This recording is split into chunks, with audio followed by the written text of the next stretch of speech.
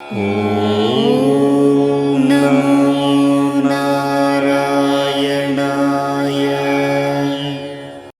லட்சுமி கடாட்சம் நேயர்கள் அனைவருக்கும் வணக்கம். இந்த பதிவில் விநாயகர் சதுர்த்தி அதை பற்றி பார்க்கலாம். எப்போது வழிபடுவது, பூஜை நேரம் என்ன, எப்படி வழிபடுவது என்று நாம் பார்க்கலாம். விநாயகர் சதுர்த்தி என்பது ஒரு முக்கியமான ஒரு பண்டிகை. ஆவணி மாதம் சுக்லபட்சம் 4ஆம் நாள் வரக்கூடியது. சதுர்த்தி திதி 4ஆம் பிறை என்று வரக்கூடியது தினம் விநாயகர் சதுர்த்தி. அது அவருடைய பிறந்த தினம். பொதுவாக இதை பலவிதமாக கொண்டாடுவார்கள். அன்றைய தினம் பிள்ளையார் சிலை, அதாவது மண்ணால் செய்யப்பட்ட சிலையை வீட்டில் வைத்து வழிபடுவது வழக்கம். அந்த சிலையை வழிபாடு செய்வது நமக்கு என்னென்றால் உடல் ஆரோக்கியம், செல்வம், வெற்றி எல்லாமே தடையின்றி நமக்கு கிடைக்கும். நல்ல ஒரு சுபிட்சமான ஒரு வாழ்க்கை நமக்கு அமையும். பொதுவாக எந்த ஒரு காரியம் தொடங்கும் போது நாம் பிள்ளையாரை வணங்கிட்டு தான் தொடங்கணும். அப்போது தான் அந்த காரியம் நமக்கு சித்தி அடையும். விநாயகரை வழிபடாமல் செய்யக்கூடிய காரியம் வெற்றி காணாது, தோல்வியில் தான் முடியும். சரி, அந்த விநாயகர் சதுர்த்தி என்று எப்படி வழிபடுவது என்றால், வீட்டில் நிறைய பேர் பிள்ளையார் சிலை கொண்டு வைப்பாங்க. அந்த பிள்ளையார் சிலைக்கு அபிஷேகம் செய்து வழிபடுவோம்.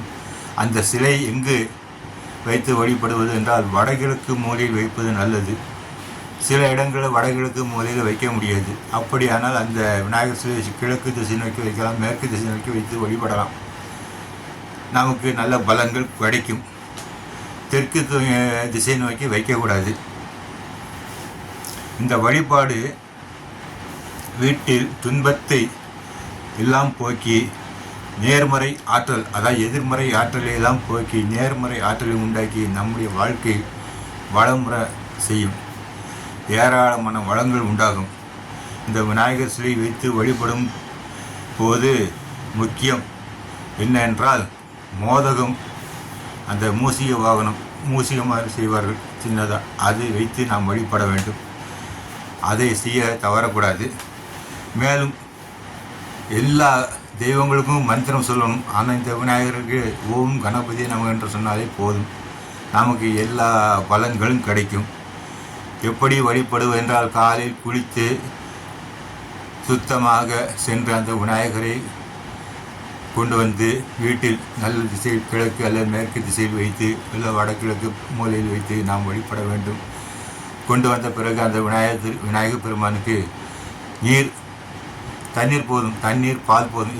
இவற்றால் அபிஷேகம் செய்தாலே போதும். ஏனென்றால் வீட்டில் வைக்கும்போது இந்த 2 பொருள்கள் அபிஷேகம் செய்தாலே போதும், நமக்கு நல்ல பலன்கள் கிடைக்கும். அதன் பிறகு பார்த்தோம்னால், இந்த விநாயகர் சதுர்த்தி என்று பூஜை செய்ய வேண்டிய எந்த நேரம் என்றால், ஏற்கனவே சொல்லியுள்ளேன், காலை 9:15 to 10:15, அதுபோல் மதியம் 1:45 to 2:45. இந்த நேரங்களில் முடியவில்லை என்றால் சாயங்காலம் கூட நீங்கள் வழிபடலாம். எப்போது வேண்டுமானாலும் அவரை வழிபடலாம். அது ஒரு தவறும் இல்லை. நல்ல அலங்காரம் செய்து அவரை வழிபட வேண்டும். அவருக்கு வழிபடும் போது அவருடைய ஸ்லோகம் சொல்வது மிக நல்லது. வக்ரதுண்ட மகாகாய சூரிய கோடி சமபிரப்பா நிர்விக்னம் குருமே தேவா சர்வகாரியேஷு சர்வதா. இதை சொன்னாலே போதும், உங்களுக்கு ஏராளமான பலன்கள் கிடைத்துவிடும். விநாயகர் என்றால் என்ன என்றால் என்ன அர்த்தம்? அதற்கு நாயகன் என்றால் ஹீரோ. விநாயகர் என்றால் நாயகரே இல்லாதவர், தனக்கு மேல் நாயகரே இல்லாதவர், தனக்கு தானே நாயகராக இருப்பவர் தான் விநாயகர் என்று பொருள். அப்பேற்பட்ட ஒரு கடவுள் அந்த விநாயகர். எளிமையான கடவுள். அருகம்புல் போட்டு வணங்கினாலே போதும். ஓம் கணபதியை நம என்று 2 அருகம்புல் எடுத்து வைத்தாலே அந்த பகவான் ஏராளமான அனுகிரகம் நம் பண்ணிவிடுவார். அந்த அளவுக்கு ஒரு சிறப்பான கடவுள் அந்த விநாயகர்.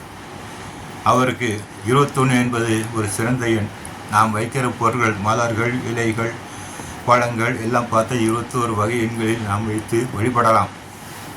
அதாவது இந்த இலை என்றால் வில்வ இலை, அருகம்புல் இலை, மாவிலை, அரளி இலை, வன்னி இலை, அரச இலை, நெல்லி இலை, இதெல்லாம் வைத்து நாம் வழிபடலாம்.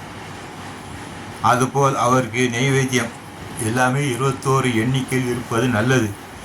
இல்லை என்றால் நம்மால் முடிந்த அளவு எவ்வளோ அது வைத்து வழிபடலாம். அவதி ரசம், அப்பம், கொழுக்கட்டை, மோதகம், இவையெல்லாம் பார்த்து பழம் என்ற எல்லா பழங்களும் வைக்கலாம். என்ன ஆரஞ்சு பழம், ஆப்பிள் பழம், மாம்பழம், என்னென்ன பழம் நமக்கு கிடைக்குமோ எல்லாமே திராட்சை பழம் வைத்து நாம் வழிபடலாம். நைவேத்தியம் பார்த்தோம்னா சுண்டல், மோதகம், லட்டு, அப்பம், பொரி, சக்கரை பொங்கல், தேன், பால் இவையெல்லாம் முக்கியமான பிரசாதங்கள். கொய்யாப்பழம், விளாம்பழம்லாம் மிக முக்கியமான பிரசாதங்கள். விநாயகர் பெருமானுக்கு ரொம்ப பிடிக்கும். இவையெல்லாம் வைத்து வழிபடலாம்.